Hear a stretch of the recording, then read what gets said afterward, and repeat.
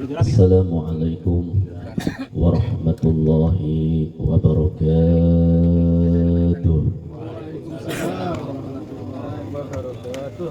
Hadirin jamaah pengajian Majlis Dzikir rahimakumullah.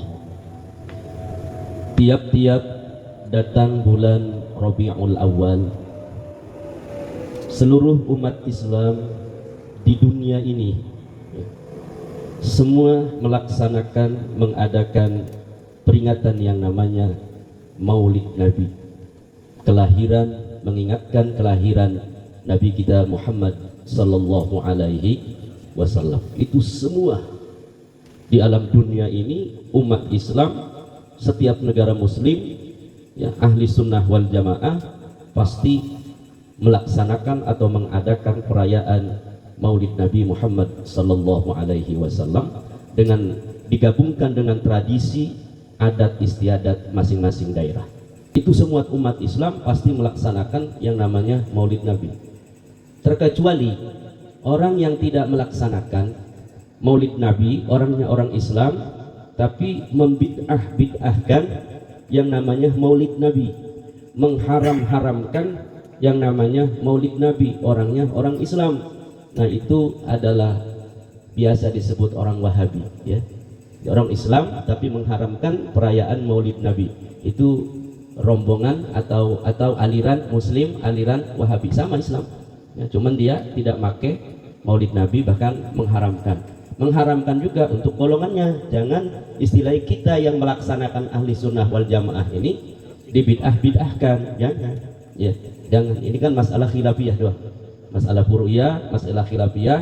Jadi melaksanakan Maulid Nabi itu adalah tradisi, bukan agama, bukan bikin-bikin agama di dalam Islam, bukan, tapi tradisi. Kalau bikin agama mungkin salat sudah 5 waktu ya, kita bikin 1 waktu lagi jadi 6, itu namanya bikin-bikin bid'ah di dalam agama yang berkaitannya dengan akidah. Kalau hanya memperingati Maulid Nabi itu bukan termasuk membikin suatu agama, karena itu sebuah tradisi. Jadi kalau tidak melaksanakan Maulid Nabi, mereka jangan menganggap orang yang melaksanakan Maulid Nabi ini melakukan pekerjaan amaliyah bid'ah. Yang ujungnya bid'ah itu adalah dolalah. Yang dolalah itu, sesat itu ujungnya orang yang melaksanakan Maulid Nabi itu pinar di neraka. Jadi orang yang melaksanakan Maulid Nabi itu masuk neraka. Nggak boleh. Kalau nggak laksanakan Maulid Nabi ya silahkan, nggak jadi masalah. Masih banyak kok yang mau memperingati Maulid Nabi, betul? Masih banyak yang mau memperingati Maulid Nabi, nggak jadi masalah. Dia tidak memperingati Maulid Nabi, dia tetangga dengan orang-orang kita ahli sunnah wal jamaah NU ya, melaksanakan Maulid Nabi. Dia mah nggak melaksanakan Maulid Nabi, tapi ketika dikirimi berkat mau dimakan berkatnya. Ya kan, kau berkatnya mah enak ini Maulid Nabi ya, ayamnya enak, pisangnya enak, sayurnya enak, nasinya enak, ikannya enak juga. Nah, tidak jadi masalah, Yang penting jangan membid'ah-bid'ahkan amalan-amalan tradisi Nusantara atau tradisi kita umat Islam. Ya. Hadirin jamaah rahimakumullah. Kapan ada perayaan Maulid Nabi di alam dunia ini? Di alam dunia ini kapan adanya Maulid Nabi? Dan siapa orangnya yang pertama kali melaksanakan Maulid Nabi? Dan apa manfaat hikmahnya bagi orang yang melaksanakan Maulid Nabi? Dan apa dasarnya dari Al-Quran dan hadisnya orang-orang yang memperingati Maulid Nabi? Nah itu menurut kitab ya, yang tercatat di dalam kitab Bunyanul Marsus ya. Kitab apa? Bunyanul Marsus. Bunyan itu bangunan, Al-Marsus itu pondasi yang kuat. Jadi bangunan pondasi yang kuat. Artinya apa? Bangunan itu kalau pondasinya kuat, insya Allah bangunannya kuat. Tapi bangunan semewah apapun, kalau pondasinya tidak kuat maka cepat retak, cepat runtuh, cepat hancur. Kalau tidak ada pondasi atau kurang kuat pondasinya. Maka di dalam kitab Bunyanul Marsus ya, karangan daripada Syekh Ali bin Abbas ya, Syekh Ali bin Abbas ya, Orang negara mana? Orang negara Turki, ya. Ini orang negara Turki. Kitabnya Bunyanul Marsus. Itu diterangkan bahwa pertama di alam dunia ini yang mengadakan peringatan Maulid Nabi itu pertama terjadi pada tahun 633 Hijriah. Tahun berapa? 633 Hijriah. Sekarang sudah berapa nih? 1447 Hijriah. Diambil saja, ya. Diambil saja 600 dari 1447 diambil 633, ya sekitar sudah 800-an mungkin Pak Guru ya.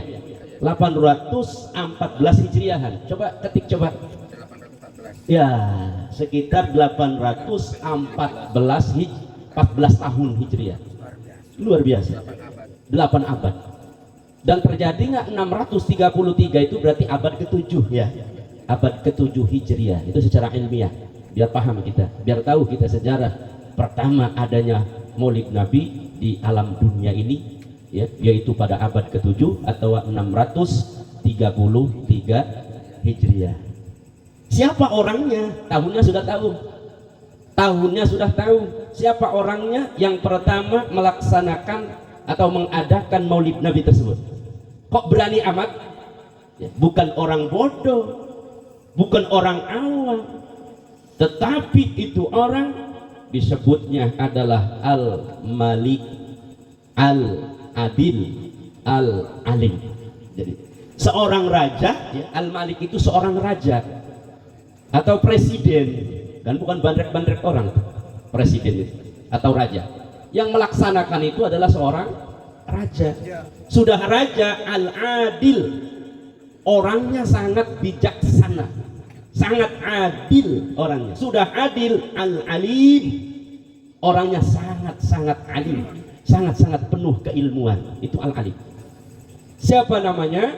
Mungkin sudah tahu semua atau sudah pernah dengar. Namanya ialah Al-Mudhaffar Abi Sa'id. Siapa namanya? Al-Mudhaffar Abi Sa'id, Raja Al-Malikul Mudhaffar Abi Sa'id. Nah, itu pertama yang melaksanakan peringatan Maulid Nabi. Di mana dilaksanakannya? Tempatnya, ya. Tempatnya di mana? Sudah tahu tahunnya, orangnya yang pertama kali melaksanakan sudah tahu.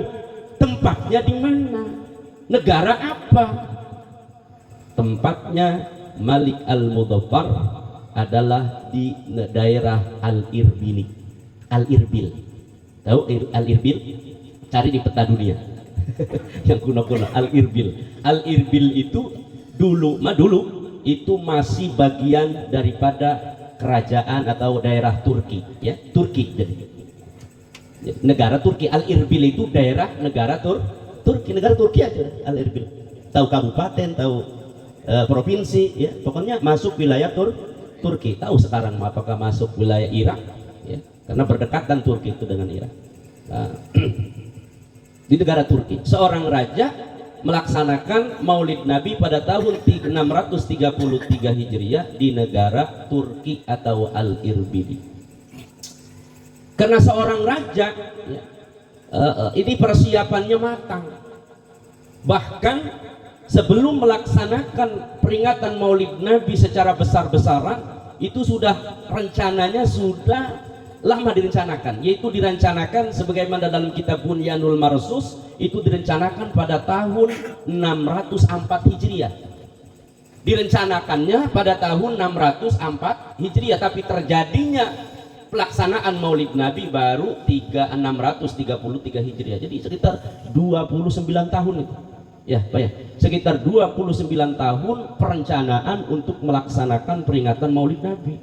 Bukan kayak seperti bilik hidayah, ya, tahu bulat digoreng dadakan, tapi alhamdulillah terlaksana. Nah, itu masuk orang raja, ya. Menghabiskan biaya berapa, ya, menghabiskan biaya berapa kira-kira? Diterangkan dalam kitab Al-Bunyanul Marsus, ini raja mengeluarkan biaya itu, uangnya saja, uang Dulu itu uang itu dinar, ya. Dinar itu terbuat dari emas. Kalau dinar itu emas, ya, kalau dirham itu perak, ya, ya. Itu satu dinar sama dengan 4 gram emas. Satu dinar. Dulu itu koin-koin itu yang bolong, ya, itu emas dulu zaman kerajaan itu. Dinar emas itu 4 gram sekitar 4 gram emas itu satu dinar. Biasanya yang pakai dinar sekarang negara apa? Kuwait, ya. Kuwait itu dinar. Itu kenceng harganya, melebihi daripada dolar satu dinarnya. Cuman dinar sekarang itu uang kertas, ya, bukan logam atau koin seperti zaman kerajaan kuno zaman dulu, ya. Sekarang mah kertas dinar juga. Tapi harganya tinggi, ya. Satu dinar Kuwait itu sama dengan mungkin sekarang itu di angka 50 ribuan. Satu dinar di angka 50 ribu itu satu dinar. Lah kalau kita pengen satu dinar aja itu harus bandingannya 50 ribu. Waduh, coba kalau 50 ribu dinar. Nah, itu satu dinar banding lemahnya mata uang kita, ya. Jangankan dengan dinar, dengan ringgit aja Malaysia jauh. Iya, harganya ringgit itu hampir mirip-mirip dengan real Saudi, ya. Kalau real Saudi 4.000 ringgit juga mendekati 4.000 ringgit itu Malaysia.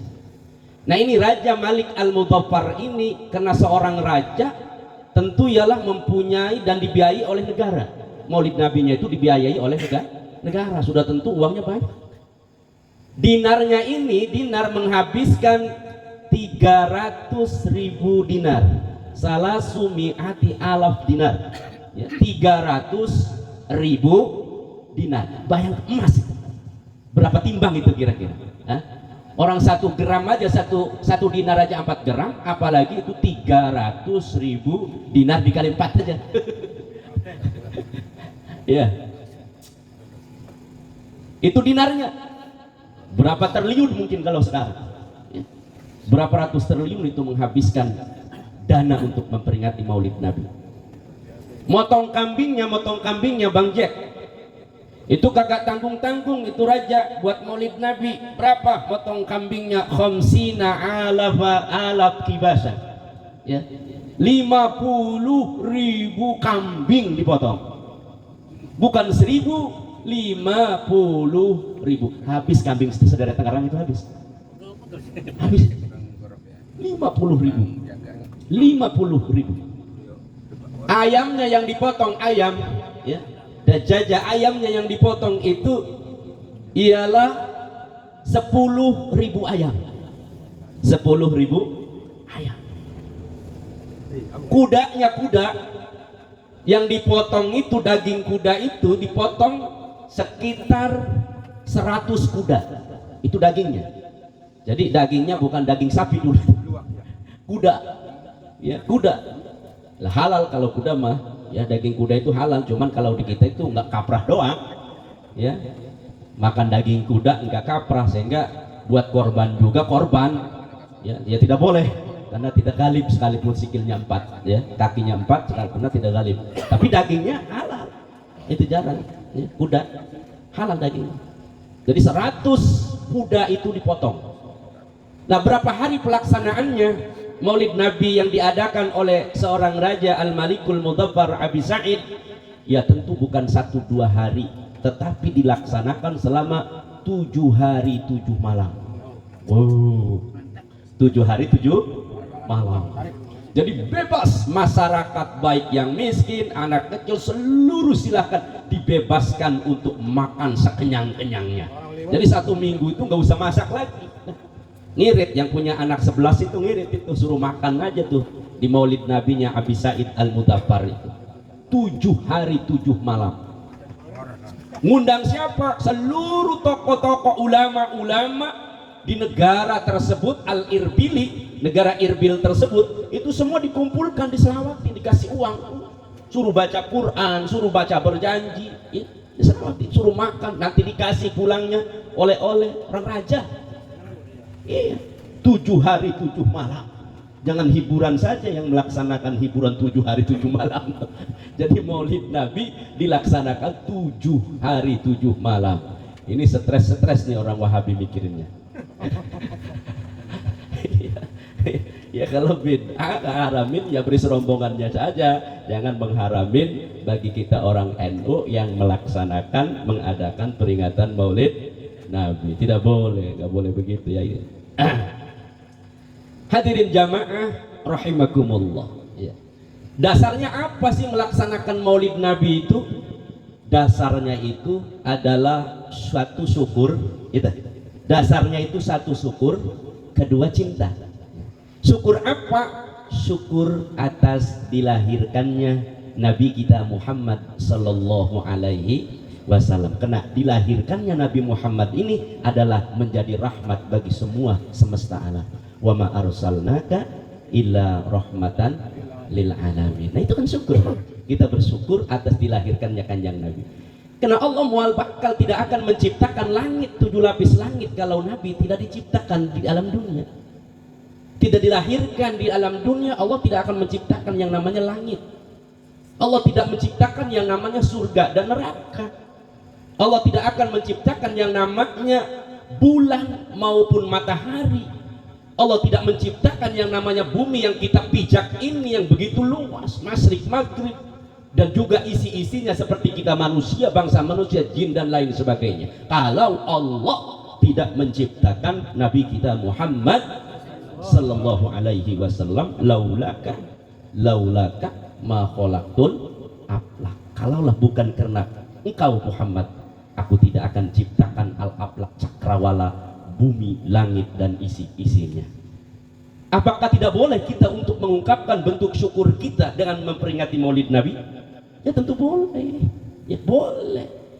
Orang kita punya anak saja, kita rela yang punya uang mah mengeluarkan uang 1 juta, 2 juta untuk siapa? Memperingati daripada kelahirannya. Disebutnya apa tuh? Ulang tahun. Anak sendiri aja dibangga-banggakan untuk memperingati ulang tahun 1 juta, 2 juta, 3 juta sampai manggil-manggil badut kan. Itu anak kita. Ya. Apalagi kita itu memperingati bunga bersyukur dengan memperingati adalah Nabi yang mulia, yang semua yang ada ini disebabkan kelawan sebab adanya dilahirkannya Nabi kita Muhammad sallallahu alaihi wasallam. Itu bentuk syukur. Kul bi fadlillahi wa bidzalika falyafrahu. Kul katakan Muhammad bi fadlillah, dengan fadl Allah. Apa fadl Allah ini? Salah satunya dilahirkannya Nabi Muhammad itu adalah fadlum minallah.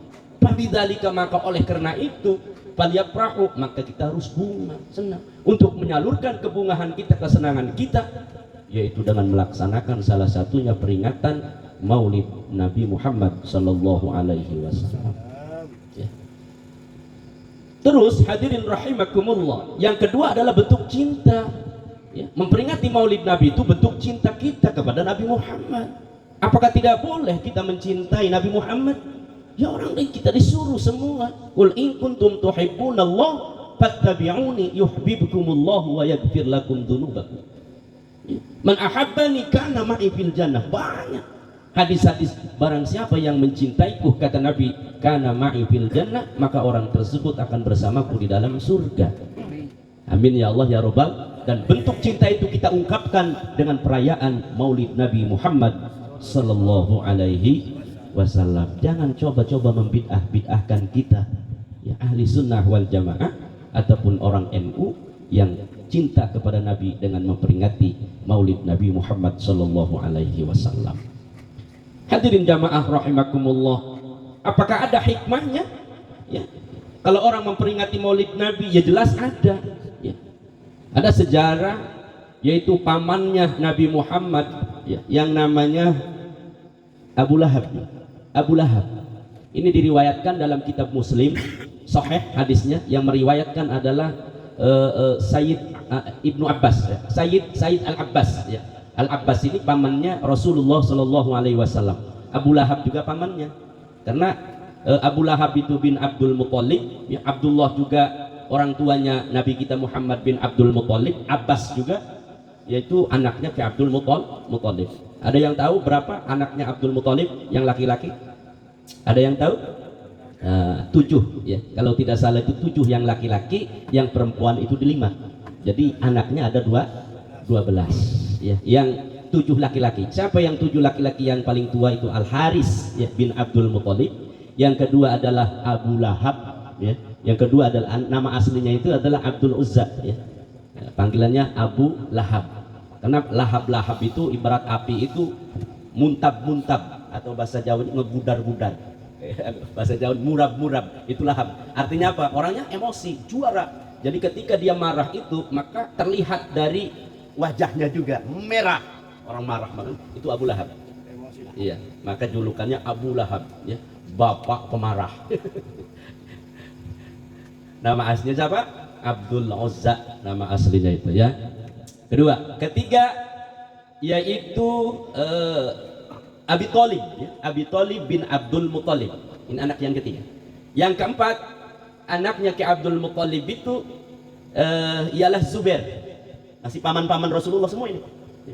Yang kelima ialah Sayyidina Hamzah yang meninggal dunia syahid yaitu di Gunung Uhud atau daerah Uhud ya. Itu Hamzah ya, Sayyidus Syuhada. Yang kelima. Yang keenam adalah Abdullah. Abdullah bin Abdul Muthalib, orang tuanya bapaknya Nabi kita Muhammad. Yang ketujuh adalah Al-Abbas, Sayyidina Abbas. Nah, ini yang meriwayatkan hadis ini adalah Sayyidina Abbas, pamannya Rasulullah Shallallahu Alaihi Wasallam. Dari sekian paman itu yang mati dalam keadaan kafir itu Abu Lahab. Nah, Abu Lahab ini mati dalam keadaan kafir. Sekalipun paman Nabi kalau kafir ya tempatnya di neraka. Jadi tempatnya Abu Lahab ini selama-lamanya adanya di neraka karena tidak beriman kepada Nabi, bahkan bukan tidak beriman saja, itu memusuhi Rasulullah Shallallahu Alaihi Wasallam. Padahal keponakannya. Jadi mati di neraka, disiksa mati. Nah itu hadirin rahimakumullah yang meriwayatkan adalah Sayyidina Abbas. Sayyidina Abbas ini satu malam bermimpi ketemu dengan Abu Lahab, kakaknya ya. Ketemu dengan Abu Lahab. Setelah meninggal 1 tahun lamanya Abu Lahab, maka terlihat dalam impian Sayyidina Abbas. Maka ditanyalah ya, Abu Lahab ini oleh Al-Abbas ya, adiknya. Kak Abu Lahab ya, gimana katanya kamu tempatnya setelah meninggal, apakah keadaannya baik-baik saja? Maka jawab Abu Lahab, aduh kok mau baik-baik saja, saya ini tempatnya di neraka, disiksa terus-terusan, kata Abu Lahab, karena saya tidak beriman kepada Nabi Muhammad. Seandainya saya tahu sebab akibatnya nanti saya ini di neraka karena tidak beriman, saya minta dihidupkan, saya akan beriman kepada Nabi Muhammad. Tapi tidak mungkin. Cuman dia mengatakan ya, selama 1 minggu itu diberikan kompensasi, bonus, diangkat, diistirahatkan daripada siksa neraka ya. Diistirahatkan 1 hari tidak disiksa ya, istirahat yaitu dari siksa neraka. Hari apa? Yaitu hari Senin. Hari Senin itu kita tahu adalah hari kelahiran Nabi Muhammad. Bahkan hari Senin itu kata Abu Lahab, saya meminum susu ya dari kenyotan ibu jari saya sendiri. Jadi ketika dikenyot ya si ibu jarinya itu, jempol itu, maka keluarlah air susu yang menyegarkan dirinya Abu Lahab. Nah itu ya. Nah ini riwayatnya. Kata Abbas berkata, kenapa kamu diberikan kompensasi hari Senin sekali dalam 1 minggu itu diistirahatkan daripada siksa neraka? Oh karena dulu waktu Muhammad melahirkan ada yang mengabarkan kepada saya, yaitu budak saya, abid saya, amat saya, kalau tidak salah namanya Suwaibah ya Kiai. Namanya Suwaibah. Ini pembantu atau budaknya Abu Lahab, pembantunya Abu Lahab. Dengan tergesa-gesa Suwaibah ini datang ke Abu Lahab, menceritakan, mengkabarkan bahwa Siti Aminah melahirkan seorang laki-laki, itu keponakannya. Maka ketika mendengar disampaikan cerita tersebut oleh Suwaibah, maka Abu Lahab ini sangat bergembira, senang keponakannya lahir seorang laki-laki. Maka saking senangnya Abu Lahab ini, pulang ke rumahnya, bikin kue-kue, bikin minuman yang enak-enak, bikin susu, ngumpulin tetangganya ngopi bareng, bersyukur. Disebut tasakuran lah kalau bahasa orang sekarang, bahasa kiainya. Germasem itu ngopi-ngopi, makan-makan. Itu tanda bunga senang atas kelahiran keponakannya itu. Nabi Muhammad. Bunga doang itu, bunga senang-senang. Iya. Tetapi ketika dewasa, Nabi Muhammad diangkat menjadi nabi dan rasul, atau musuh besar itu Abu Lahab. Menjadi musuh besar Abu Lahab. Maka akibat kita, kata Abu Lahab, hanya senang satu hari atas kelahiran Nabi Muhammad, maka hikmahnya saya yaitu diistirahatkan daripada siksa neraka, dapat bonus satu hari. Itu orang kafir aja, orang kafir bunga satu hari saja atas kelahiran itu mendapatkan kemurahan, keringanan siksa. Apalagi kita umat Nabi Muhammad yang beriman, orang tuanya kita Islam, ya, kitanya juga Islam, beriman, bunga atas kelahiran Nabi Muhammad. Terlebih-lebih kita adalah orang iman, yakin, yaitu mendapatkan syafaat pertolongan dari Nabi kita Muhammad Sallallahu Alaihi Wasallam. Silahkan kalau tidak mau maulid, tapi jangan membid'ah-bid'ahkan amalan kita ahli sunnah wal jamaah. Hadirin jamaah rahimakumullah.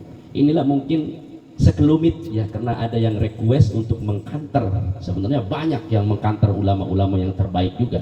Tapi karena mereka itu susah, ya, kalau dikeluarkan dalil ini dalilnya ini dan susah, karena mereka itu orang pintar, ya. Jadi membenarkan orang pintar itu susah, karena pribadinya sudah pintar, ya. Susah. Jadi masing-masing saja. Dia makan bukan maulid aja yang diharamkan.